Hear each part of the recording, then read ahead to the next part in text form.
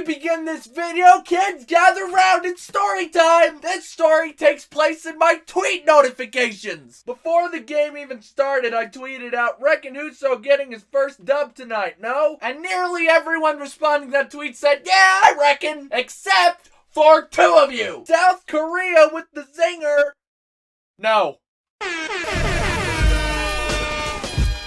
And then my so-called friend King Angus responded with, you are simply my favorite person on the app right now. After they lose and he sends out question for the videos tweet, can we spam this? And he includes a screenshot of my tweet. And Mr. South Korea responded, fuck yeah! And so obviously I can't let that go unpunished. So I responded, okay, but I'm gonna bring up this tweet when they win. And then instead of letting it go, my so-called friend Angus responded with this. They won't! They won't, because historically you're wrong. And then South Korea decided to jump on the bowling basin train and responded with, Blues lose 4-2, I'm calling it right now. So the following sentence is dedicated exclusively to King Angus in South Korea.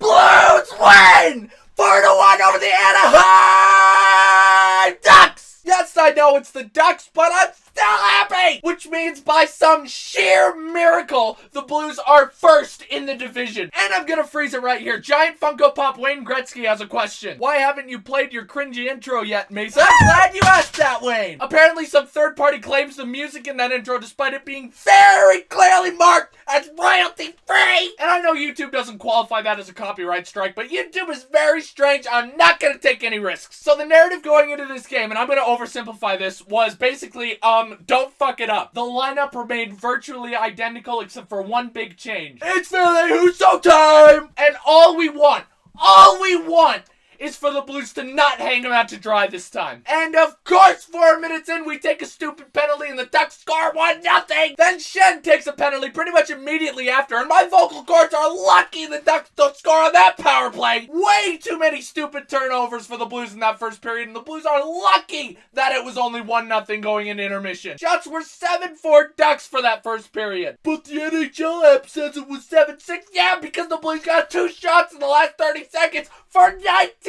minutes and 30 seconds against the freaking Ducks. The Blues only had 4 shots on goal. And for the first couple minutes of the second, it was more of the same. Sloppy puck play, sloppy turnovers. Nobody could get a damn thing on net. And it was fairly obvious to everyone with eyes that Parayko was dealing with some form of injury because he did not look good. But then, halfway through the second, Blues are cycling the puck for the first time literally all game. Falk gets a pass from the point, shoots it on, and Braden Shen with the tip, he scores! It's a tie game! Justin Falk is averaging 24.5 minutes a night, and he leads the entire league in plus minus. And I'm happy that the Blues tied. I really am. But the Blues only had 7 shots in the first 30 minutes of the game. That's pretty much a shot every 4.5 minutes. Then Blay forces a turnover in the Ducks' corner, gets the puck to Robert Thomas below the net, and Blay immediately goes to the front of the net. Thomas, a beautiful pass back. I think Hoffman actually got a tip on it on the way to Blay. He waits and fires and scores, and somehow,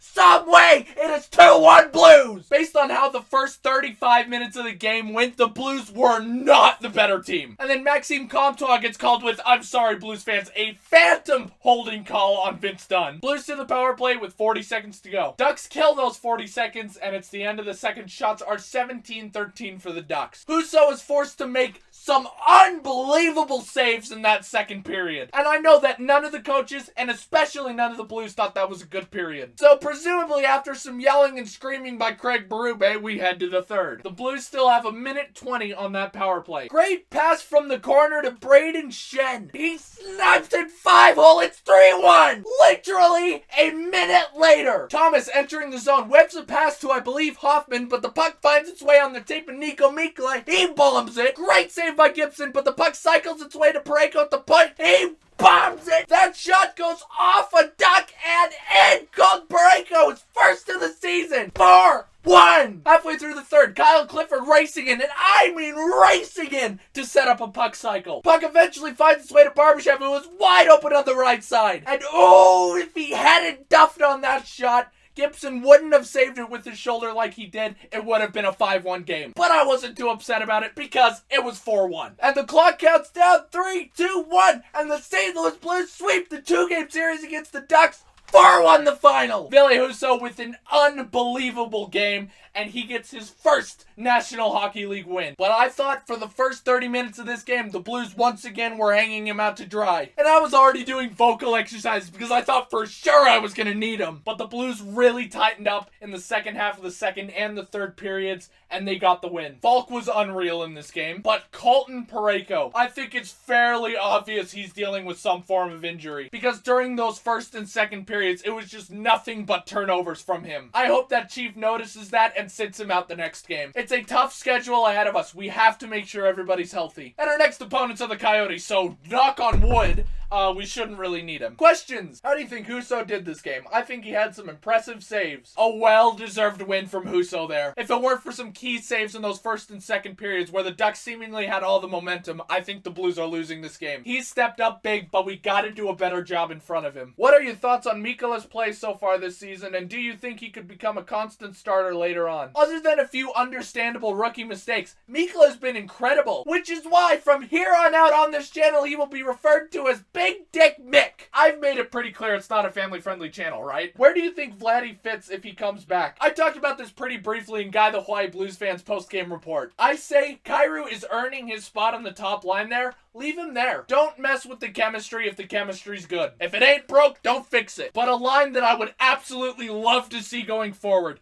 Tarasenko, Thomas, Hoffman. A playmaker centering two snipers. Who's stopping that? Mike Hoff? You know the rest. I'm going to withhold that for a second. I know that as a player, Mike Hoffman has droughts, but then he has this bit of time where he's just a scoring wizard. And I'm not holding that against him. I know he still has to get used to his new team, but I do hope it shows up soon. And with that, Mike Hoffman is a Blue! Do you still have a voice? Surprisingly, I've been watching Blues hockey for years. My throat is just fine. It's used to this. So that is it for this video. Thank you guys very much for watching. Make sure you hit that subscribe button so you never miss another aneurysm. Let's go Blues!